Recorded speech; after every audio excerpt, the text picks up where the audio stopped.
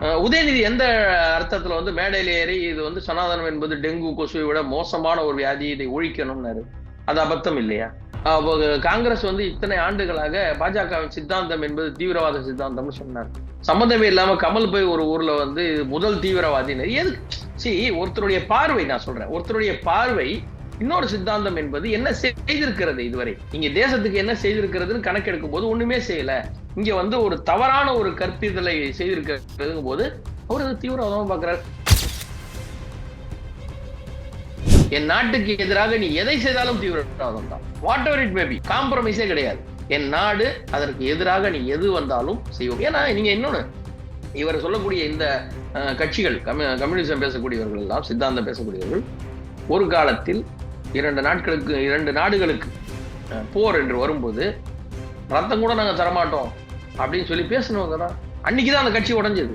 அதுல இருந்து ஒரு நல்ல விதமாக இருந்தவர்கள் இல்ல அப்படிலாம் நீங்க பேசக்கூடாது இந்தியாவுக்கு எதிரான்னு சொல்லும்போது, இல்ல ரத்தம் கூட தரமாட்டோம், இந்தியர்களுக்கு எதுவுமே நாங்க செய்ய மாட்டோம், நாங்க அந்த நாட்டுக்கு தான் உதவியா இருப்போம்னு சொல்லி பேசிய சித்தாந்தம் தானே இது. இன்னும் வேணும்னா இந்த சித்தாந்தம் கொண்டவர்கள் எவ்வளவு மோசமானவர்கள்னு இப்ப பிரதமர் சொல்றாருன்றோம். தமிழ்நாட்டில் திராவிட கட்சிகளின் தந்தை என்று போற்றப்படக்கூடிய ஈவே ராமசாமி கம்யூனிஸ்ட் எவ்வளவு பேசியிருக்காரு, எவ்வளவு ரொம்ப, அதாவது இதை விட கம்மியா யாரும் சொல்ல மாட்டாங்க. கைமாத்தி விடுறவங்க கூட மாற்றுறது நிறைய இடத்துல, அதை வாங்கி கைமாத்தி விடுறவங்களா இருக்கலாம். நம்ம யாரையும் குற்றவாளி என்று நிரூபிக்கப்படும் வரை அது குற்றவாளி இல்லை, அவர் குற்றவாளின்னு சொல்லக்கூடாது சட்டப்படி. அதனால சொல்றேன், அந்த பெண்மணி மேல, ஒரு நடிகை மேல வந்திருக்கு இந்த மாதிரி போதை வஸ்துக்களோட பிடிபட்டிருக்காங்க, கைகளமா பிடிச்சிருக்காங்கன்றாங்க காவல்துறை. நம்புவோம். நாம என்ன சொல்றோம்னா, அது யார், இவங்களை கைது பண்ணி இன்னைக்கு பரபரப்பா ஒரு செய்தி போட்டுட்டு மூடிட்டு போக கூடாது. இவங்களுக்கு கொடுத்தது யாரு, அது பின்புல யாரு, அதுக்கு பணம் யார் கொடுத்தா? சார், ஒரு துணை நடிகை வந்து பல லட்சம் வச்சுக்கிட்டு மூட்டையெல்லாம் வாங்க முடியாது சார். இன்னைக்கு இருக்கிற சினிமா உலகம் இன்னைக்கு ரொம்ப நசிச்சு கிடக்கிறதுல ஒரு துணை நடிகைகிட்ட பல கோடி எல்லாம் கிடைக்காது, லட்சங்கள்லாம். அப்ப அந்த பணம் கொடுத்தது, முதலீடு பண்ணது யார், அவங்களுக்கு கொடுத்தா, அதெல்லாம் பிடிச்சி சொல்லுங்க. சட்டத்துறை அமைச்சர் ரகுபதி அவர்கள் சொன்னாரு, ஏன் இப்ப அதிகமா பெண்களோட கம்ப்ளைண்ட் நிறைய வருது தெரியுமா? ஏன்னா தைரியமா கம்ப்ளைண்ட் கொடுக்குறாங்க, முன்னெல்லாம் கொடுக்க மாட்டாங்க, இப்ப கொடுக்குறாங்க. அது மாதிரி இப்ப உங்களுக்கு நியூஸ் நிறைய வந்துருச்சு இல்ல, பிடிச்சோன்னு. ஆமா வந்துருச்சு, அவ்வளவுதானே, அப்புறம் என்ன உங்களுக்கு பிடிச்சிட்டோம்ல. நீங்க எந்த பிரச்சனைகள் பார்த்தாலும் ஆளுங்கட்சியோட ஒரு ஆள் உள்ள இருக்கு, அப்புறம் நீங்க எப்படி இதுல வருவீங்க சார்? இங்க வந்து நீங்கள் போதை என்பது, நீங்கள் எப்ப போதை என்று ஒத்துக்கொள்கிறீர்களோ அப்போது குறையும். அந்த போதைன்னு ஒத்துக்க மாட்டேன்றீங்களே, பிடிப்பட்டது போதைன்னு ஒத்துக்க மாட்டேன்றீங்க. இன்னொன்னு, இவங்க எப்படி காரணம் காட்டுறாங்கன்னா, நீங்க கேக்குறீங்களா ஏன் அப்டேட் வரலன்னு, அதோட அப்டேட் வருது. எப்படி திரும்ப வருது? இது குஜராத்ல இருந்து வந்து, அவ்வளவுதான், அங்கேயே முடிஞ்சு போச்சு.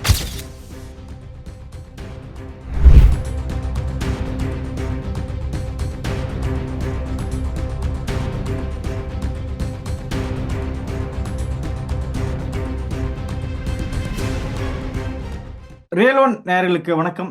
இன்று நம்முடன் இணைகிறார் துக்ளக் வாசகர் குழுவை சேர்ந்த கார்த்திக் என் சுவாமி அவர்கள். வணக்கம் சார். வணக்கம் சார். நாட்டோட வளர்ச்சியில எதிர்கட்சிகளுக்கு அக்கறை இல்லை. காங்கிரஸ், டிஎம்சி, டிஎம்கே இந்த கட்சிகள் பேரை குறிப்பிட்டு பல ஆண்டுகளாக ஆட்சி செலுத்திட்டு வர இந்த கட்சிகள் தங்களோட பாக்கெட் வளர்ச்சி தான் பார்த்துட்டு வராங்க.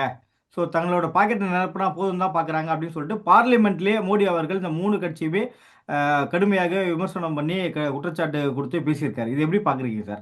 சார், அவர் வந்து எப்பவுமே தொடர்ச்சியா அதை சொல்லிக்கிட்டு இருக்காரு. அதாவது இந்த கட்சிகள் எல்லாம் நாட்டின் வளர்ச்சிக்கு எதிராக இருக்கிறது என்பதால் தான் இங்க ஆட்சியில வர முடியல. 3வது எலெக்ஷனா திரு மோடிஜி அவர்கள் ஜெயிச்சுட்டு வந்திருக்காரு. இவங்க என்ன 10 வருஷத்துல என்ன பண்ணாங்க அப்படிங்கிறது தெரியும், எப்படி இருந்தாங்கன்னு தெரியும். இவங்களுக்கு எதிராக இருந்த கம்யூனிஸ்ட் இப்ப இவங்க கூட கூட்டணியிலேயே வந்து இருக்கும் போது அது எப்படி இருக்குங்கிறது தெரியும். ஏன்னா இவங்க ஆளுங்கட்சியா இருந்த போது, யூபிஏ இருந்த போது, இவங்களுக்கு எதிராக பேசணும்னு பேசின கம்யூனிஸ்ட் கேரளாலையும் பெங்காலையும் எதிர்ப்போம், இங்க மட்டும் நாங்க ஒத்துமையா இருப்போம், இங்க அலையன்ஸ்ல இருப்போம் அப்படின்னு சொல்லும் போது அது அனைவரும் ஒன்றாக அந்த ஊழல்ல ஐக்கியமாயிட்டாங்கன்னு தெரியுது. அதை தான் பிரதமர் அவர்கள் இதுவா சொல்றாரு, தெளிவா சொல்றாரு. ஏன்னா அவர் தொடர்ச்சியா எங்க போனாலும் நாட்டின் வளர்ச்சி மீது நீங்கள் அக்கறை இல்லை அப்படிங்கிறத எங்க வேணும் சொல்லிட்டு இருக்காரு. ஏன்னா நீங்க இன்ஃப்ராஸ்ட்ரக்சர் அப்படின்னு பாத்தீங்கன்னா, இந்த ஒரு 10-12 வருஷத்துல நம்ம கிட்ட இருக்க இன்ஃப்ராஸ்ட்ரக்சருக்கும் முன்னாடி இருந்ததுக்கும் நிறைய வேறுபாடு இருக்கு. நீங்க ஒரே ஒரு சின்ன ஒரு உதாரணமா மட்டும் பாத்துங்க. பாதுகாப்புத்துறை அமைச்சராக இருந்த ஒரு யூபிஏ சமயத்துல அவர் வந்து பாராளுமன்றத்துல சொல்றாரு, ரோடெல்லாம் டெவலப் பண்ணோம்னா எதிரிங்க உள்ள வந்துருவாங்க, அதனால நாங்க எல்லைப்புறத்துல ரோடெல்லாம் டெவலப் பண்ணவே இல்லைன்னு. ஆனா இப்போ அவங்க எப்ப வந்து தாக்குனாலும் எல்லைப்புறத்துல ரோடு போட்டு நம்மளுடைய ராணுவ தளவாடங்கள் ரெடியா நிக்கிற அளவுக்கு இடம் போட்டிருக்கோம். இது ஒரே ஒரு உதாரணம் தான். நம்ம நாட்டின் வளர்ச்சி எதுங்கிறது தெரியும். அதனாலதான் இவங்க தொடர்ச்சியா பாத்தீங்கன்னா இவங்க காலியா விட்டுருந்தாங்க. இதற்கு முன்னாடி பண்டிதர் நேரு அவர்கள் சமயத்துல சொன்னாங்க, அது வெறும் புல்லு கூட முளைக்காத பூமி, போனா போட்டோம், சைனா எடுத்தா எடுக்கட்டுமே அப்படின்னு சொல்லி சொன்னவங்க தான். ஆனா இப்ப அந்த இடத்துல யாரும் நுழைய முடியாம இவங்க தடுத்த உடனே இவங்களுக்கும் இப்ப ஊருக்குள்ள வந்துருச்சு பாத்தீங்களா, வந்து புடிச்சிட்டாங்க, குடிசை கட்டிட்டாங்க, இடம் போட்டாங்க அப்படின்னு ஏதோ தமிழகத்துல இருக்கிற கூட்டணி கட்சிகள் போய் குடிசை வாசல்ல கொடி போட்ட மாதிரி அவங்க உள்ள வந்துட்டாங்க, குடிசை கட்டினாங்கன்னு இவங்க சொல்லிக்கிட்டு இருக்கிறாங்க. அதைத்தான் பிரதமர் சொல்றாரு. நாட்டின் வளர்ச்சி என்பது நீங்கள் செய்யாத ஒன்று, நாங்கள் செய்திருக்கிறோம். எதிரானவர்கள் இன்னொன்னு பாத்தீங்கன்னா, எப்பவுமே சரி இவங்க காலத்துல எல்லாம் பாத்தீங்கன்னாக்க யாரோ ஒருத்தர் வந்து ஒரு தடை போடுவாங்க. ஒரு கூடங்குளமா இருக்கட்டும், கூடங்குளம் இதுவா இருக்கட்டும், இல்ல நர்மதை அணை திட்டமா இருக்கட்டும், யாரோ ஒருத்தர் மட்டும் அதுக்கு போராடுவாங்க வருஷ கணக்கா. இவங்க அதை எதிர்த்து சொல்லிக்கிட்டு உட்காந்துருப்பாங்க, ஒண்ணும் செய்யாம. சரிங்க, அது இவங்கள தொடர்ச்சியா நடந்துகிட்டு இருந்துச்சு. இப்ப அதெல்லாம் முடியல. எந்த தடை வந்தாலும் திட்டம் செய்யணும்னா செஞ்சிடணும். இப்போ இவங்களுடைய இதுல உதாரணம்னு பாத்தீங்கன்னாக்க 370வது பிரிவு பண்ணாங்க. அப்ப அது எப்படி பண்ணாங்க? அப்போ அது அந்த ஒரு சட்டத்தின் அடிப்படையில், நீங்க வலுக்கட்டாயம் எல்லாம் பண்ணல, சட்ட ரீதியாக அதற்கு ஆணை பிறப்பித்து அதை எப்படி சட்ட வடிவம் கொடுத்து வரணும்னு பண்ணாங்க. சோ அந்த மாதிரி பண்றதுதான் அவர் சொல்றாரு, இதுதான் வளர்ச்சி.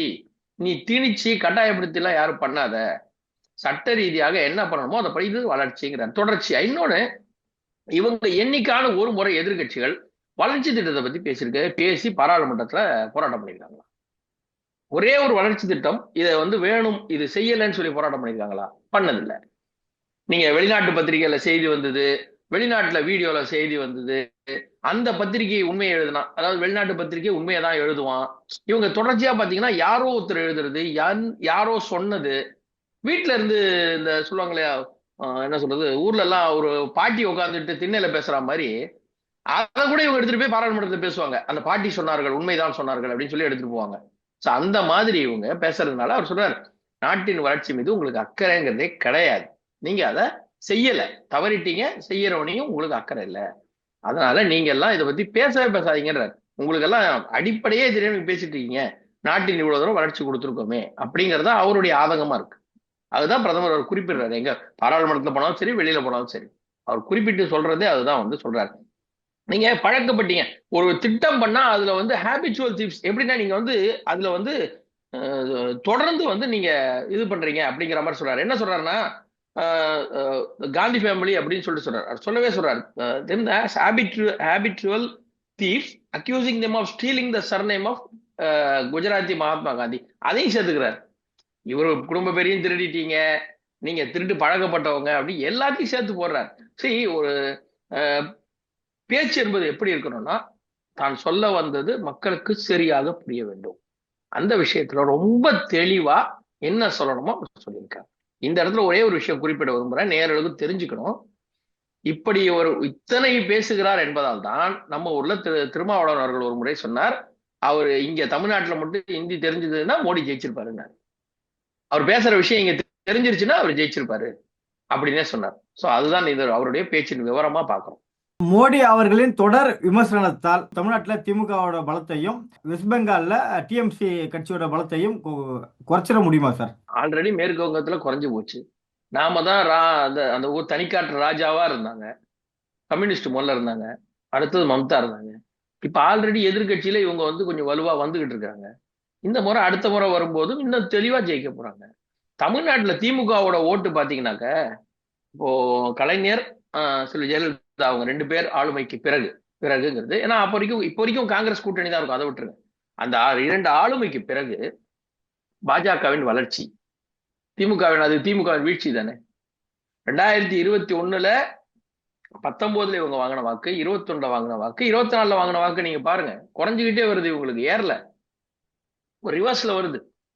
அப்போ பாஜகவின் வளர்ச்சி என்பது நோட்டோவுக்கு கீழே சொன்னாங்க, செல்லாத ஓட்டுனாங்க, இவங்களா கிளப்பி விட்டு ஒரு ஓட்டுனாங்க, அதெல்லாம் சொன்னாங்க. இப்ப என்னாச்சு? 5% ஆச்சு, 11% ஆச்சு, கூட்டணி வச்சா 20%ன்றாங்க. கிராஃப் ஏறிட்டு தானே இருக்கு. இது இன்னொன்னு, இவங்க மட்டும் இல்ல, திமுகவோட வீழ்ச்சின்னு சொல்லும் போது நீங்க பக்கத்திலே இன்னொரு இந்த பாஜக அதிமுக கோடுங்கிறத விட இன்னொரு பக்கத்துல சீமான் கோடையும் போடுங்க, அதுவும் திமுக வீழ்ச்சிக்கான அறிகுறி. இது வரைக்கும் சீமானோட வாக்கு வளர்ந்துட்டு தான் இருக்கு. அப்ப திமுகவுக்கு இங்க சரிவு இருக்குங்கிறது உண்மைதானே. அதே மாதிரிதான் நீங்க வந்து பெங்கால்லையும் மம்தா பானர்ஜிக்கும் இங்க சரிவு ஏற்பட்டிருக்கு. அவங்களுடைய அந்த ஆக்ரோஷத்தை பாத்தீங்கன்னாலே தெரியும். ரொம்ப டிப்ரெஷன், அந்த ஒரு என்ன சொல்லுவாங்க, அந்த பயங்கர கோபம், அதெல்லாம் வெளியில சொல்ல முடியல. அந்த டிப்ரெஷன்ல அவங்க இருந்துகிட்டு அவ்வளவு தூரம் பண்றாங்க. நீங்க யோசிச்சு பாருங்க. இல்லைன்னா ஒரே ஒரு நிறுவனத்துல ஒரு இது ஓடி போய் ஒரு ஃபைல தூக்கிட்டு போறாங்க. கோர்ட்ல முதல்வரே பேசுற அளவுக்கு இருக்குன்னா யோசிச்சு பாருங்க. அவங்க யாரையுமே நம்பல. தங்கூட இருக்கிற வக்கீலையே நம்பல அவங்க. அது கோர்ட்லயே சொல்றாங்க, உங்களுடைய கவுன்சிலர், சீனியர் கவுன்சிலர் ரொம்ப பெரிய அட்வொகேட், அவர்கிட்ட சொல்லுங்கன்றாங்க. அப்ப இவங்க என்னங்க சொல்றாங்க அங்க போய்? இல்ல சார், நான் சொல்றதை கேளுங்க, அவங்க எதிர்கட்சிக்கு சரியா புரியல, நான் சொல்றதை கேளுங்க. அங்க போய் ஒரு முதல்வர் நீதிமன்றம் வரை சென்று பேச வேண்டிய நிலைமை இருக்கிறது என்றால் வீழ்ச்சி அவருக்கு கண்ணுக்கு தெரிகிறது. அதுதான் இங்க ஒரு சாதாரண ஒரு காவல்துறை வழக்க கூட நீங்க வந்து சுப்ரீம் கோர்ட் வரைக்கும் போய் செலவு பண்ணி வரீங்கன்னா உங்களுடைய வீழ்ச்சி உங்களுக்கு தெரிகிறது. அதனால் பாஜகவின் வளர்ச்சி என்பது இரு கட்சிகளும் வீழ்ந்து கொண்டிருப்பது என்பதை காட்டுகிறது. இடதுசாரி தீவிரத்தை ஒழித்ததால் எனக்கு வந்து சவக்குழி தோன்றுறாங்க அப்படின்னு சொல்லிட்டு மோடி அவர்கள் பார்லிமெண்ட்லேயே ஒரு ஆதங்கப்பட்டு பேசியிருக்காரு. எதனால இந்த ஆதங்கம்? இல்ல, அதாவது அஹ், நீங்க அரசியல் ரீதியாக கொள்கை ரீதியாக பேசினால் அவர் கொள்கை ரீதியாக பதில் சொல்லுவார். நீங்க வந்து ஒரு கட்சி ரீதியாக கட்சிக்கு கட்சின்னு பேசினா கட்சி ரீதியாக பதில் சொல்லுவார். இவங்க ரொம்ப ஓவரா அவருடைய பர்சனலா அவரை பேச ஆரம்பிச்சு, ஒரு தனி மனித தாக்குதலா பேச ஆரம்பிச்சு, நீங்க இன்னொன்னு சொல்லணும்னா நம்ம ஊர்ல ரொம்ப வழக்கமா நடக்கக்கூடிய அந்த இன்னும் சொல்லணும்னா தெளிவா திராவிட அரசியல்ல நடக்கக்கூடிய இந்த கேரக்டர் அசாசினேஷன்ங்கிறத வந்து இவங்க தொடர்ச்சியா ட்ரை பண்ணிட்டே இருக்கிறாங்க. அதாவது படுகுழியில தள்ளுறதுங்கிறத கூட எடுத்துக்கலாம். அவர் சவக்குழின்னு சொல்றாரு, என்ன குழியில தள்ளுறதுக்கு முயற்சி பண்றீங்க, அது நடக்காதுன்ற வரைக்கும் கூட சொல்றாரு. என்ன அப்படி குழியில தள்ள முயற்சி பண்றாங்க, நடக்காது அப்படின்னு சொன்னாங்க. பள்ளம் தோண்டி என்னை உள்ளே தள்ளுகிறார்கள் அப்படின்னு எடுத்துக்கலாம். ஏன்னா இவர்கள் தொடர்ச்சியாக அவரை வந்து தனி மனித தாக்குதல் பண்றது, அசிங்கப்படுத்துறது, எப்படியான ஏதாவது அவரை பண்ணணுங்கிறது. வெளிநாட்டுல ஒரு பத்திரிகையில பேர் வந்ததுன்னா உடனே ஆமா பாத்தீங்களா இவர் தான் அதுங்கிறது. இது இவங்க பண்றாங்க. சி ஒரு ஒருத்தருடைய ஊழல் செய்தார், அவருடைய நோட்ல வந்து லஞ்சம் கொடுத்தார்னு ஒருத்தருடைய வழக்கு, அவருடைய இதுல வந்து LK அப்படின்னு 2 எழுத்து இருந்தது. பாஜகவின் மூத்த தலைவராக இருக்கக்கூடிய திரு அத்வானி அவர்கள் உடனே ராஜினாமா பண்ணார். அந்த பேர் வந்தப்புறம் நித்யால அவங்க ரெடி பண்ணதுல ஏதோ ஒரு பேரு, அது ஏதோ ஒரு பேரு. இப்ப என் பேர் லட்சுமி நாராயணன் கார்த்திகேயன் என்றால் என் பேர் கூட LK தான். இந்தியால எத்தனையோ கோடி பேர் இருக்கிறார்கள். ஆனால் அவர் என்ன சொன்னார், குற்றம் சாட்டப்பட்டவர்கள் வந்தார். இவங்க எப்படின்னா ஒரு ஆதாரப்பூர்வமா எதுவுமே கொண்டது இல்ல. வெளிநாட்டு பத்திரிகை சொல்லிடுச்சு பாத்தீங்களா, அவன் உண்மைதான் சொல்லுவான், பிரதமர் இப்படிப்பட்டவர், பிரதமர் மோசமானவர். எந்த ஒரு தரவும் இல்லாம தனிப்பட்ட மனித தாக்குதல் நடத்தும் போது அவர் ஒரு அளவுக்கு மேல பொறுமையா இருந்தார். ஏன்னா ஒரு 75 வயதுக்கு மேல மனிதர், அவருக்கும் ஒரு சில உணர்ச்சிகள் இருக்கும். என்னை இப்படி தொடர்ந்து செய்து கொண்டிருக்கிறீர்களே அப்படிங்கும் போது சொல்லத்தான் செய்வார். நீங்க சாதாரணமா ஒரே ஒரு விஷயம், ஒரு கவுன்சிலர் இந்த மந்திரிங்க MLA செய்யக்கூடிய இதுக்கே நம்ம தமிழக முதல்வர் என்ன சொன்னாரு, எனக்கு தூக்கமே வர்றதில்லை, உங்களால எனக்கு தூக்கம் போச்சு, நீங்க எல்லாம் இப்படி எல்லாம் படுத்துறீங்களே, ஏன் இப்படி படுத்துறீங்கன்னு கேட்டாரா? அப்போ ஒரு 8 கோடி மக்களுக்கு ஒரு 160 170 MLA வச்சுக்கிட்டு இவருக்கே இப்படி இருக்கும், கூட்டணி கட்சிக்கு இருக்கிற இவருக்கேனா 150 கோடி மக்களை பார்த்துக்கிட்டு அத்தனை திட்டங்களையும் சிறப்பாக செஞ்சுக்கிட்டு ஊழல்ன்ற ஒரு வார்த்தை கூட இது வரைக்கும் வராமல் செஞ்சுக்கிட்டு இருக்கிறவருக்கு தனிப்பட்ட முறையில் எப்படி பேசுறீங்களே அப்படின்ற ஒரு உணர்ச்சியின் வெளிப்பாடு கண்டிப்பா வரத்தான் செய்யும். எந்த மனிதராக இருந்தாலும் ஏதோ ஒரு இடத்தில், அதாவது ஒண்ணு சொல்லுவாங்க ஆங்கிலத்துல, once in a lifetime we have to break out ourselves அப்படின்னு சொல்லுவாங்க. அது மாதிரி அவர் கேட்டிருக்கிறார். நீங்க இவ்வளவு மோசமா போவீங்கன்னு எதிர்பார்க்கல. நாட்டுல வந்து கலாச்சாரம் வேற மாதிரி இருந்தது, அரசியல் வந்து ரொம்ப மரியாதையாக ரொம்ப அழகாக இருந்தது. ஆனால் இப்ப இவர்கள் பாதாளத்துக்கு சென்று விட்டதுனால பிரதமர் அவர்கள் வருத்தப்பட்டு அதை சொல்லி இருக்கிறார். இங்க இடதுசாரிகளை தீவிரவாதம் அப்படின்னு வச்சு பேசியிருக்காரு சார். இது ஒரு அபத்தமானது. அதாவது இல்ல அபத்தம்னு சொல்ல முடியாது சார். இப்போ உதயநிதி எந்த அர்த்தத்துல வந்து மேடையில ஏறி இது வந்து சனாதனம் என்பது டெங்கு கொசுவை விட மோசமான ஒரு வியாதி, இதை ஒழிக்கணும்னாரு. அது அபத்தம் இல்லையா? காங்கிரஸ் வந்து இத்தனை ஆண்டுகளாக பாஜகவின் சித்தாந்தம் என்பது தீவிரவாத சித்தாந்தம்னு சொன்னார். சம்மந்தமே இல்லாம கமல் போய் ஒரு ஊர்ல வந்து முதல் தீவிரவாதின்னு எதுக்கு? ஒருத்தருடைய பார்வை, நான் சொல்றேன், ஒருத்தருடைய பார்வை இன்னொரு சித்தாந்தம் என்பது என்ன செய்திருக்கிறது இதுவரை, இங்க தேசத்துக்கு என்ன செய்திருக்கிறதுன்னு கணக்கெடுக்கும் போது ஒண்ணுமே செய்யல. இங்க வந்து ஒரு தவறான ஒரு கற்பித்தலை செய்திருக்கிறதுங்கும் போது அவர் அது தீவிரவாதமா பாக்குறாரு. அதாவது என் தேசத்துக்கு எதிராக எது இருந்தாலும் அது தீவிரவாதம் அப்படிங்கிறது அவருடைய பார்வை. என் நாடு, என் நாடு பாரத நாடு, இந்திய நாடு, இதற்கு எது இருந்தாலும் அது தீவிரவாதம் தான். நீங்க எல்லாத்தையும் தீவிரவாதமா எடுக்க முடியுமா, அது இப்படி சொல்லலாம் அப்படின்னு ஒரு கேள்வி இருந்தாலும் அதுல இன்னொரு லாஜிக் சொல்றேன். எந்த ஒரு எதிர்வினையும் ஆற்றல, சரிங்களா, ரியாக்ஷனே பண்ணல, ஆக்ஷனே எடுக்கல. ஒரு தப்பு நடந்துச்சு, அது மேல ஆக்ஷன் எடுக்கல. அதுக்கு ஒருவர் சொன்ன பதில் நம்ம ஊர்ல ரொம்ப famous. No action is also an action அப்படின்னாரு. என்னங்கன்னு கேட்டா, நாங்க சும்மா இருக்கிறது கூட ஒரு பெரிய ஆக்ஷன் தாங்க அப்படின்னாரு ப. சிதம்பரம் அவர்கள். No action is also an action. எப்படி, அவன் மேல தப்பு பண்ணிட்டாயா, நான் சும்மா இருக்கிறது ஒரு நடவடிக்கை தான் அப்படின்னா. அந்த மாதிரி என் நாட்டுக்கு எதிராக நீ எதை செய்தாலும் தீவிரவாதம் தான். Whatever it may be, காம்ப்ரமைஸே கிடையாது. என் நாடு, அதற்கு எதிராக நீ எது வந்தாலும் செய்வோம். ஏன்னா நீங்க இன்னொன்னு, இவர் சொல்லக்கூடிய இந்த கட்சிகள், கம்யூனிசம் பேசக்கூடியவர்கள் எல்லாம், சித்தாந்தம் பேசக்கூடியவர்கள், ஒரு காலத்தில் 2 நாடுகளுக்கு போர் என்று வரும்போது ரத்தம் கூட நாங்க தரமாட்டோம் அப்படின்னு சொல்லி பேசணும். அன்னைக்குதான் அந்த கட்சி உடைஞ்சது. அதுல இருந்து ஒரு நல்ல விதமாக இருந்தவர்கள், இல்ல அப்படிலாம் நீங்க பேசக்கூடாது இந்தியாவுக்கு எதிரான்னு சொல்லும்போது, இல்ல ரத்தம் கூட தரமாட்டோம், இந்தியர்களுக்கு எதுவுமே நாங்க செய்ய மாட்டோம், நாங்க அந்த நாட்டுக்கு தான் உதவியா இருப்போம்னு சொல்லி பேசிய சித்தாந்தம் தானே இது. இன்னும் வேணும்னா இந்த சித்தாந்தம் கொண்டவர்கள் எவ்வளவு மோசமானவர்கள்னு இப்ப பிரதமர் சொல்றாருன்றோம்.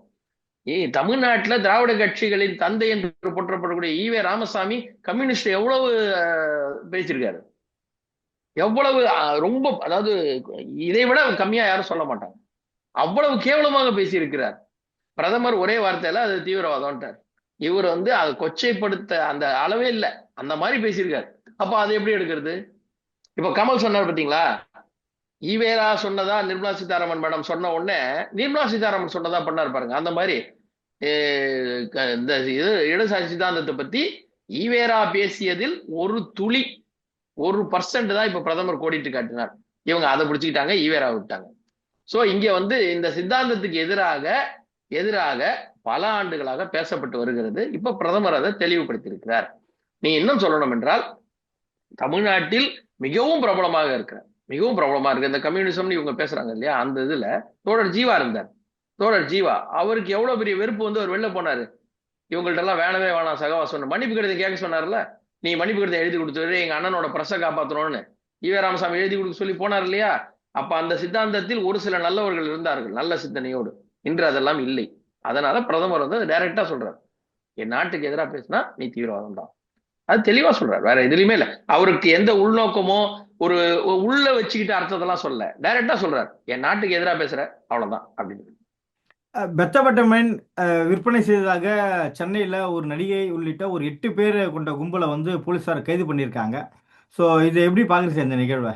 இல்ல சார், அதாவது அது மயக்கம் தரக்கூடிய வஸ்து, தலை சுற்றல் தரக்கூடிய வஸ்து, இப்படி எல்லாம் ஏதாவது பேர் சொல்லலாம். நீங்க அதை ஏன்னா 0% போதை தமிழ்நாட்டு, ஏன்னா தமிழ்நாட்டில் பார்த்தீங்கன்னா 0% போதை, அதனால தான் நீங்க கரெக்டாக சொல்லியிருக்கீங்க. இல்ல ஏன் இல்ல, இன்னொன்னு சேர்க்கணும். நீங்க குடிகாரன்னு சொல்லக்கூடாது, மது பிரியர் சொல்லணும், ஊழல்னு சொல்லக்கூடாது, முறைகேடுன்னு சொல்லணும். அப்படிங்கும்போது நம்ம இதுக்கும் வேற ஒரு வார்த்தை போட்டுக்கலாம் இல்லையா. ஏன்னா ஒரு பெண்மணி சம்மந்தப்பட்ட போது அது வேற ஒரு நல்ல வார்த்தையா போட்டுக்கலாமே. உறக்கம் தரக்கூடிய வஸ்து, அப்படிலாம் நீங்க ஏதாவது வச்சுக்கலாம். பாவம். அது சார், சமீபத்துல ஒரு ஸ்கூல் பையன், போன வாரம் கூட ஒரு ஸ்கூல் பையன் ஸ்கூலுக்கு கொண்டு வந்தான் அப்படின்னு பார்த்தோம்.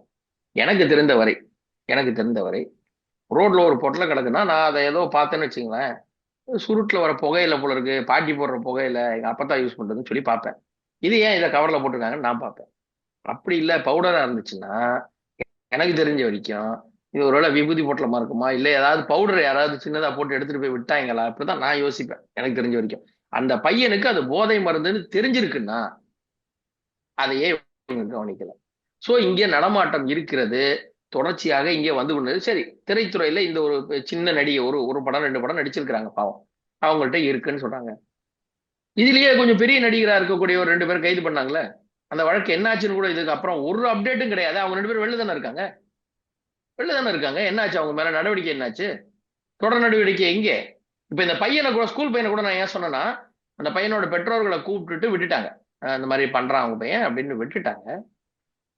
நான் என்ன சொன்னேன்னா, அது எங்க இருந்து வந்தது, அது என்ன, எப்படி போனது, அந்த விசாரணை என்னாச்சு, யார் பண்ணுவான்? திருத்தணியில 4 பசங்க அறுவாள் வச்சு பண்ணும்போது அதுல 3 பேரை பிடிச்சிட்டோம், ஒரு பையனை விட்டுட்டோம், பரவாயில்ல. என்ன இதெல்லாம்? அப்போ இது இன்னமும் இது போல பாவம். இவங்க கை மாத்தி விடுறவங்க கூட மாற்றுறது நிறைய இடத்துல நடக்கும். அதை வாங்கி கைமாத்தி விடுறவங்களா இருக்கலாம். நம்ம யாரையும் குற்றவாளி என்று நிரூபிக்கப்படும் வரை அது குற்றவாளி இல்லை, அவர் குற்றவாளின்னு சொல்லக்கூடாது சட்டப்படி. அதனால சொல்றேன், அந்த பெண்மணி மேல ஒரு நடிகை மேல வந்திருக்கு இந்த மாதிரி போதை வஸ்துக்களோட பிடிபட்டிருக்காங்க, கைகளமா பிடிச்சிருக்காங்கன்றாங்க காவல்துறை. நம்புவோம். நாம என்ன சொல்லணும்னா, அது யார், இவங்களை கைது பண்ணி இன்னைக்கு பரபரப்பா ஒரு செய்தி போட்டுட்டு மூடிட்டு போக கூடாது. இவங்களுக்கு கொடுத்தது யாரு, அது பின்புண யாரு, அதுக்கு பணம் யார் கொடுத்தா. சார், ஒரு துணை நடிகை வந்து பல லட்சம் வச்சுக்கிட்டு மூட்டை மூட்டையெல்லாம் வாங்க முடியாது சார். இன்னைக்கு இருக்கிற சினிமா உலகம் இன்னைக்கு ரொம்ப நசிச்சு கிடக்கிறதுல ஒரு துணை நடிகைகிட்ட பல கோடி எல்லாம் கிடைக்காது, லட்சங்கள்லாம். அப்ப அந்த பணம் கொடுத்தது, முதலீடு பண்ணது யார், யார் அவங்களுக்கு கொடுத்தா, அதெல்லாம் பிடிச்சி சொல்லுங்க. இவரும் குற்றவாளி என்று சொல்லுங்கள். அதுதான் ஏன் கேட்கிறோம். இங்கதான் சார், ஏன் இந்த போதை செயின் தொடர்ந்து விசாரணை நடக்கிறதுல ஒரு சுணக்கம் எங்க ஏற்படுது? ஏன் அந்த போதை செயின் ஏன்னு அடுத்தடுத்து யாருன்னு ஏன் அந்த லிங்க் வந்து தொடர மாட்டேங்குது? எதனால இந்த பிரச்சனை? அது வந்து அதுதான் சார், பல ஆண்டுகளாக இது நடந்து கொண்டிருக்கிறது. இதைத்தான் திருப்பி திருப்பி நம்ம கேட்டுட்டே இருக்கோமே பல வருஷமா. நீங்க ஏன் இதோட செயினை சொல்ல மாட்டேன்றீங்க? புடிச்சிட்டு வந்தோடனே அவரை சொல்றீங்க, அதோட கட் ஆயிடுது, அடுத்தது வர மாட்டேங்குது. அதுதான் நம்ம கேட்டுட்டு இருக்கோம். இவங்க என்ன சொல்றாங்கன்னா, போதையே இங்க இல்லை, போதை மருந்து இல்லை, போதை மருந்து இல்லை அப்படின்னு சொல்லி கட் பண்ணிடுறாங்க. நீங்க அடுத்த கேஸுக்கு போனீங்கன்னா, நீங்க ஒரு சட்டத்துறை அமைச்சர் ரகுபதி அவர்கள் சொன்னாரு, ஏன் இப்ப அதிகமா பெண்களோட கம்ப்ளைண்ட் நிறைய வருது தெரியுமா? ஏன்னா தைரியமா கம்ப்ளைண்ட் கொடுக்குறாங்க, முன்னெல்லாம் கொடுக்க மாட்டாங்க, இப்ப கொடுக்குறாங்க. அது மாதிரி இப்ப உங்களுக்கு நியூஸ் நிறைய வந்துருச்சுல்ல, பிடிச்சோன்னு. ஆமா வந்துருச்சு, அவ்வளவுதானே, அப்புறம் என்ன உங்களுக்கு பிடிச்சிட்டோம்ல. அதாவது தவறு, இவங்க எப்படி சொல்றாங்கன்னாக்க, சட்டம் ஒழுங்கு என்பது இவங்க தவறா சொல்லிட்டு இருக்காங்க. ஒரு தவறு நடந்த பின்பு ஓடி போய் பிடிச்சி அதுக்கு தண்டனை வாங்கி கொடுக்கறது இல்ல. அவனுக்கு பயம் இருக்கணும், நடக்கக்கூடாதுன்னு, செய்யக்கூடாதுன்னு பயம் இருக்கணும், நடக்க கூடாதுங்கிறது தான்.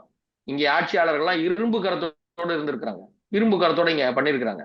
அப்படி இருக்கிற இடத்துல இவங்க ஒரு நடவடிக்கை வந்துச்சுன்னா அதுக்கு அடுத்து தொடர் நடவடிக்கை சொல்ல மாட்டேங்கிறாங்க. எங்க என்சிஆர்பி ரிப்போர்ட்லாம் இருக்குங்க, அதெல்லாம் போய் பாருங்க. என்சிஆர் அவங்க தெளிவா சொல்றாங்க, பிடிபட்டது மட்டும் முக்கிய சம்பவங்கள் மட்டும் 15,000 போடுறாங்க. போன 2-3 வருஷத்துல 15,000ன்றாங்க. 8 கோடியில 25 கோடி இருக்கிற யூபியில 13,000 கேஸ்ன்றாங்க. அவ்வளவுதான் பிடிச்சிருக்காங்க. இங்க 15,000 பிடிச்சி, அதுவும் முக்கியமா பிடிப்பட்டதுன்றாங்க. சும்மா சில்லற அந்த ரொம்ப கம்மி குவான்டிட்டி சொல்லுவாங்க இல்லையா, அது கிடையாது. பிடிப்பட்ட முக்கிய சம்பவங்களில் இவ்வளவுன்னு சொல்றாங்க. இவங்க கூட யார் இருந்தாலும் அவன் இவங்க கூட தான் இருக்கான், கட்சிக்காரன் கூட இருக்கான். அப்புறம் எப்படி சார் அப்டேட் வரும்? அதுல யாரோ ஒரு கட்சிக்காரன் இவங்க கூடயே இருக்கிறான், அப்புறம் எங்கேருந்து அப்டேட் கொடுப்பாங்க? எப்படி எங்க இருந்து வந்துடுறான்? யாரோ ஒருத்தர் சுத்தி சுத்தி சுத்தி 10ல ஒரு ஆள் இருக்கான், அப்புறம் எப்படி அப்டேட் வரும்? இங்க எந்த இங்க பிரச்சனைகள் பார்த்தாலும் ஆளுங்கட்சியோட ஒரு ஆள் உள்ள இருக்காங்க. அப்புறம் நீங்க எப்படி இதுல வருவீங்க சார்? இங்க வந்து நீங்கள் போதை என்பது, நீங்கள் எப்ப போதை என்று ஒத்துக்கொள்கிறீர்களோ அப்போது குறையும். அதை போதைன்னு ஒத்துக்க மாட்டேன்றீங்களே, பிடிப்பட்டது போதைன்னு ஒத்துக்க மாட்டேன்றீங்க. இன்னொன்னு, இவங்க எப்படி காரணம் காட்டுறாங்கன்னா, நீங்க கேக்குறீங்களா ஏன் அப்டேட் வரலன்னு, அதோட அப்டேட் வருது. எப்படி தெரியுமா வருது? இது குஜராத்ல இருந்து வந்தது, அவ்வளவுதான், அங்கேயே முடிஞ்சு போச்சு மேட்ரு. அதானி துறைமுகத்திலிருந்து குஜராத்ல இருந்து இங்க வருகிறது, வர வழியில ஒரிசா இருக்கு, ஆந்திரா இருக்கு, தாண்டி இங்க வரணும். எப்படி செக் போஸ்ட தாண்டி உள்ள வரும்? சரி, அப்படியே வந்தாலும் நீங்க தானே பிடிக்கணும். அது என்ன, இவங்க தவறான ஒரு இது இங்க சொல்லிட்டு இருக்காங்க. குஜராத் துறைமுகத்துல பாத்தீங்களா, போன மாசம் எவ்வளவு கோடி பிடிச்சாங்க, அவன் தான் பிடிச்சிட்டாங்களே, அது எப்படி இங்க வரும்? அங்கே காவல்துறை பிடிச்சிருச்சு சார், அது எப்படி சார் இங்க வரும் திருப்பியும்? நீங்க இவங்க இங்க திருப்பி திருப்பி திருப்பி கட்டமைக்கிறது எப்படின்னா, நாங்க தவறு செய்யல, வெளியில இருந்து வருதுங்கும் போது எங்களுக்கு தெரியாது, வந்ததை நாங்க பிடிச்சிட்டோம், அதுக்கு மேல எங்களுக்கு தெரியாது. இப்படி கட்டமைக்கிறாங்க இவங்க. இதோட அடிப்படை இங்க நடந்துகிட்டு இருக்குங்கிறத இவங்க சொல்ல மாட்டாங்க. அப்புறம் நமக்கு எங்கே யார் நியூஸ் கொடுப்பாங்க சார்? ரொம்ப இந்த மாதிரி ஒரு நியூஸ் வரணும்னு ஒரு நிருபர் கஷ்டப்பட்டு போய் பிடிக்க போனார்னா, ஒரு குவாரியை பிடிக்க போனா அவரை முன்னால் கட்டி வச்சு அடிக்கிறாங்க, செய்தி போடுறாங்க. எனக்கு வருத்தமா இருந்துச்சு செய்தி பார்க்கும் போது. அவர் இருக்கும் இடம் தெரிந்து விட்டது, மீட்பதற்கு படை போகிறதா. யார் வச்சிருந்தா? அதை போடலையே சார். ஒரு நிருபரை மீட்பதற்கு போலீஸ் படை போனது செய்தி போடுறாங்க சார், செய்தி ஊடகங்கள். அவரை யாருங்க பிடிச்சி வச்சிருந்தா? அது எங்களுக்கு தெரியாதுங்க, அதெல்லாம் சொல்ல மாட்டேன். அவரை மீட்கிறதுக்கு போயிருக்காங்க. எங்க போயிருக்காங்க? இடம் தெரிஞ்சிருச்சு, அதான் எங்க அது தெரியாது. இப்படி இருக்கிற இடத்துல நீங்க அப்டேட் எல்லாம் கேட்டீங்கன்னா, உண்மையை சொல்லிட்டாங்கன்னா அந்த கூட்டம் வந்து அலர்ட் ஆயிட மாட்டாங்களா? அதனால ஒரு சீக்கிரட்டா போயிருக்காங்க. நீ தப்பா புரிஞ்சுட்ட எப்படி? அப்ப அந்த படை அங்க போற வரைக்கும் அவங்களுக்கு தெரியாது, நியூஸ் வராது. அங்க போய் வாசல்ல வந்து, சார் கொஞ்சம் அவரை விடுங்க சார் அப்படின்னு கொடுத்துருவாங்க, நீங்க கொடுப்போங்க. இப்படிதான் சார் இருக்கு. அப்புறம் எப்படி சார் அப்டேட் கிடைக்கும்? ஒரு தகவல் வந்து, ஒரு இன்றைக்கு பிடிபடுகிறார்கள் என்றால் அந்த போதம் வந்து அப்படியே நின்று போயிடும், அந்த வழக்கு அப்படியே பெண்டிங்ல இருக்கும். நடிகர் ஸ்ரீகாந்த் ஒருத்தரை கைது பண்ணாங்க, அப்புறம் அவர் மேல அவருடைய நண்பர்னு சொல்லிட்டு இன்னொரு நண்பர், நடிகர் கிருஷ்ணா நினைக்கிற பேர் ஞாபகம் இல்ல, அவர் நடிச்சிருக்காரு, அவரெல்லாம் தேடுனாங்க. இப்ப 2 பேரும் மேடைகள்ல பேசிட்டு தான் இருக்கிறாங்க சார். நேத்து கூட ஏதோ ஒரு சினிமா விழால ஒரு போட்டோ பார்த்தேன் சார். அது எப்படி வெளிய வந்தாங்க? அவங்கள கூட்டு போயிட்டு இருக்காங்க. இங்க ஏன் நீங்கள் சமூகத்துல வந்து இங்க முதல்ல என்ன பிரச்சனைனா, இவர் குற்றவாளி, இவர் குற்றம் செய்தாருன்னு உணர வைக்கணும். இங்க அரசு வந்து அது குற்றம்னே உணர வைக்கல சார். நீங்க மேடையில ஒருத்தன் வந்து பால்வாடி படிக்கும்போது வாங்கி கொடுத்தேன் பூந்தி, 8வது படிக்கும்போது வாந்தி எடுக்க வச்சேன்னு சொல்றான். அவன கூப்பிட்டு அரசு விழால கூப்பிட்டு நீங்க வந்து அவனுக்கு அவார்டு குடுக்குறீங்க சார். காவல்துறையோட இதுல ஒரு அரசு இடத்துல ஒரு கட்சி தலைவர் கூப்பிட்டு, சாரி எனக்கு தெரிஞ்சு ஒரு கட்சி தலைவர், ஆமா அரசு விழால வரல, கட்சி தலைவர் ஒருத்தர் கூப்பிட்டு அவரை பாராட்டி நல்லா இருக்காருன்னாங்க. அவர் ஒரு கல்லூரியில அவர் விஐபியா கூப்பிட்டாங்க சார். அதை வந்து நியாயப்படுத்தி அவர் பேசுனதை நியாயப்படுத்தி அவர் அந்த மாதிரி சொல்ல வரல. அவர் வேற ஒண்ணு சொன்னார், இவங்க விளக்கம் கொடுத்துட்டு போயிட்டு இருந்தாங்கன்னா எப்படி சார் நீங்க குற்றம் என்றே உணராத பொழுது அந்த குற்றத்திற்கான பின்னணியும் இது உண்மைகளும் எப்படி வரும்? நீங்க அதை சொல்லுங்க. வரவே வராது. இவங்க கட்சிக்காரர் ஒருத்தர் அயலக பிரிவுல இருந்து ஒருத்தருக்கு பல ஆயிரம் கோடிக்கு பண்ணாருன்னு கைது பண்ணாங்க. ஜாமீன்ல வந்தாரு. எங்க இருக்காரு? அந்த வழக்கோட தொடர்ச்சி என்ன? வழக்கோட தொடர்ச்சி என்ன? எதுவுமே கிடையாது. நீங்க இங்க இருக்கக்கூடிய மாநிலத்தில் நடக்கக்கூடிய எந்த சம்பவத்திற்கும் நீங்க பதில் கொடுக்க மாட்டேங்கிறீங்க. HRNC-ல போய் ஆடிட் பண்ணணும்னு கேட்டா கூட இந்த அரசாங்கம் உள்ள விட மாட்டேங்குது. எங்க கோஆபரேட் பண்ண மாட்டேங்குதுன்னு அவங்க சொல்றாங்க, எங்களுக்கு ஒத்துழைப்பு கொடுக்கலன்னு. கணக்கு பாக்குறதுல என்ன சார் இருக்கு? அதுக்கே ஒத்துழைக்கல. நீங்க போதை மருந்துல வந்துருவாங்களா? அது கணக்கு கொடுத்துருவாங்களா? பிடிச்சிருவாங்களா? நடப்பு அரசியல் பல்வேறு கருத்து கொஞ்சம் மிக்க மிக்க நன்றி சார். நன்றி சார்.